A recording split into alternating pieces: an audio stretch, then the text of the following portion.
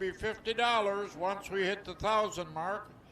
And then Whiskey River Bar Grill gift certificate and that long, great big pizza from Features and Linda's Bakery. I'm going to hear more from OJ here in a couple of minutes on what's on deck with the 50-50. James Swan is going to start things off on the bump for our first Cratoberfest race. Peter McVeigh out of Appleton, Wisconsin, outside road number 1. Let's wind him up, shall we? That's right, Christopher McQuality.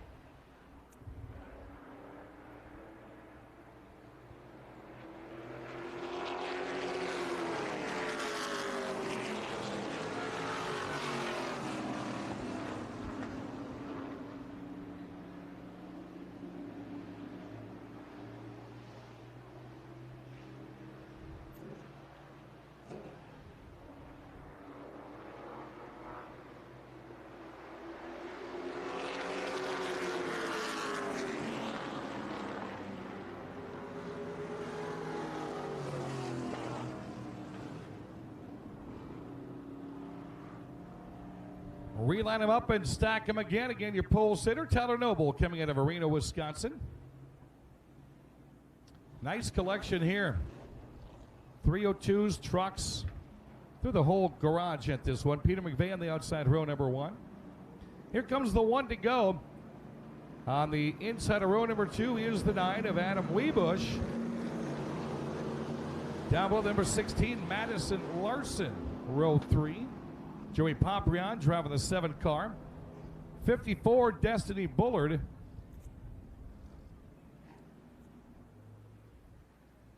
And to round out the field of 30, Michael McKay out of Sparta, Wisconsin. First 8-lap heat race. It's Cratoberfest at its finest, and we're green.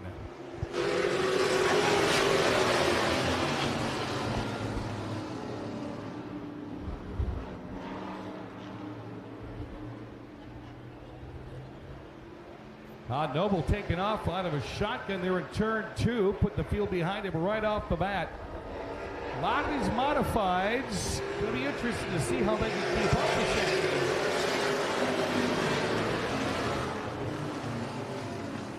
Oh, look out. Got a little loose. Yeah, Wiebusch got a little bit loose as he was heading into the Peter McVeigh 73. 7 of Poprion loose up in turn 2. All Crate Motors. Poprion trying to find new groove. 3 heat races of them this afternoon.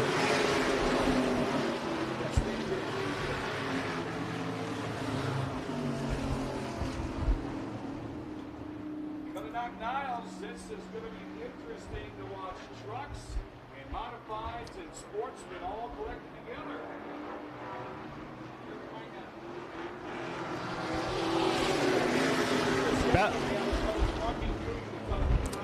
Peter McVeigh looking on the outside. Good battle for the lead. Now it's a battle for second as they come off of turn 2.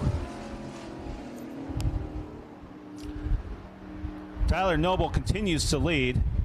Good side-by-side battle right behind him. I'm going to see him and James Swan trade paint because they're the same colors. They trade paint, but we won't see the difference. Number 9, Wiebusch. Oh, no! Oh! Hard shot in the turn 1 wall. Madison Larson head first into the auto value parts area of turn 2, and we are under caution. Fluids leaking already as Adam Wiebusch went sideways on the apex of 1 and 2, and there's the result.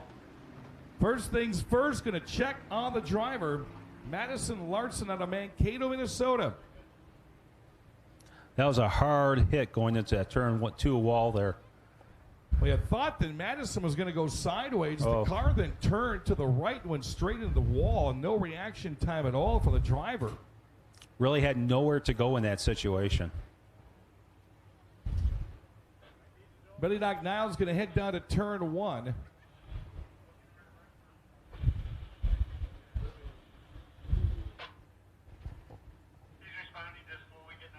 Again, first things first, we're going to check on the driver. All right, race fans, he's slowly getting out of the car, but he is responding. Gonna check out okay, a little shaken but not stirred. Wow, what a pound that was. Billy Doc Niles, what do you see down there in turn number 2? The ambulance crew is just kind of checking on him right now, making sure he's okay. I'm going to stand back here and watch. They're still talking to him, and we'll give you an update here in just a second. Just at the halfway mark, 4 down, 4 to go. With Noble obviously not wanting a caution to come out because we're going to restack up the field. Ladies and gentlemen, he is now fully out of the car.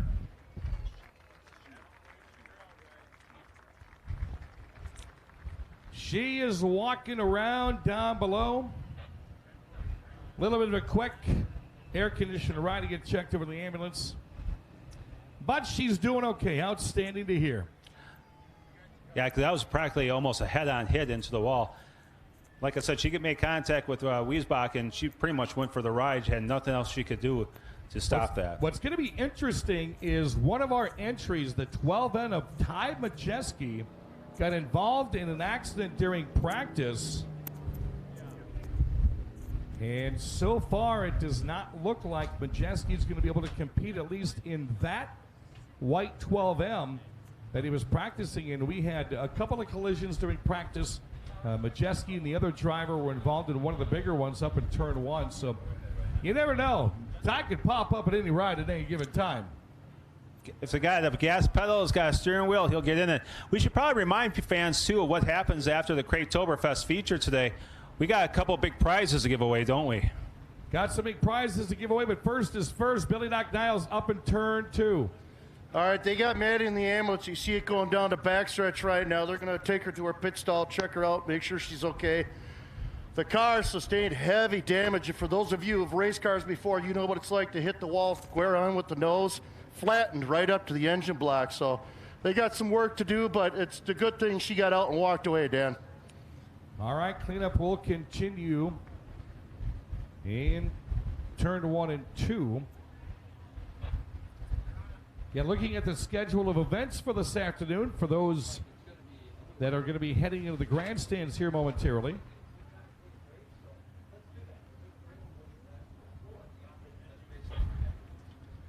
So we have 3 Ganrud Cratoberfest 602 Oktoberfest heat laps to go. The Oktoberfest feature is going to be 25 laps this afternoon. The vintage cars are going to go 15 laps. ARCA Midwest Tour has the big 200 lapper. I tell you what, talking to a lot of the stars there in that pre-race autograph session. Well, fans, as we're into this first stoppage in this heat race, we do have a replay for you on our MidwestTour.tv exclusive coverage of what transpired here to cause this caution flag and the fluid on the racetrack. Let's take a look. Into turn number 1. Look for the 4th car on the outside there. Black and red. Ooh, car ahead of him broke loose. And right up in front of her, in her path, the driver of the 16, just nowhere to go. This is going to be a hard contact. And it's a high-speed corner. I mean, there's no way you can slow down, especially with the car nicking you like that. Hard impact. And the fluid started flowing down the racetrack as soon as the car stopped. She was able to walk out, as we heard, and walk to the ambulance. So there's a replay of what transpired there. It can happen in a hurry. And we're glad to see that the safety precautions are being met when it comes to getting these cars safe and the driver's able to walk away. This is the first of 3 heat races in our Cratoberfest division. A 602 crate engine underneath the hood of all of these machines, whether it be a truck, whether it be a 602 Outlaw late model, whether it be a modified or a sportsman, all powered by a crate 602 power plant. Yeah, it's really an economic way to go racing because there's very few things you can do other than make sure the engine's plumbed properly. It's a sealed motor, so you can't really mess with it, and they're very durable. And the affordability comes into play when you have a season or 2 on these. I've talked to some drivers that race the Seal 602, and now there's a 604 crate engine used in other disciplines on dirt. they go a season or 2 before they have to even worry about the engine getting freshened, which is a great money savings. Yeah, it's just in the last couple of years that the Oktoberfest race weekend has hosted this Cratoberfest. It's driven by the great folks at Gandrud Chevrolet, who are going to award 2 602 crate engines here at the end of their feature. The winner of the feature is going to get one, and then that winner of the feature will go over to the bucket with everybody who was in the main event. Is my name in the bucket? Where do I put my name in the bucket? And draw a pill, and that driver that's drawn will win a crate engine from Gandrud Chevrolet as well. So it's great support from Gandrud Chevrolet as we begin our racing action here at Oktoberfest. Day 4 of Oktoberfest, Jim, and the race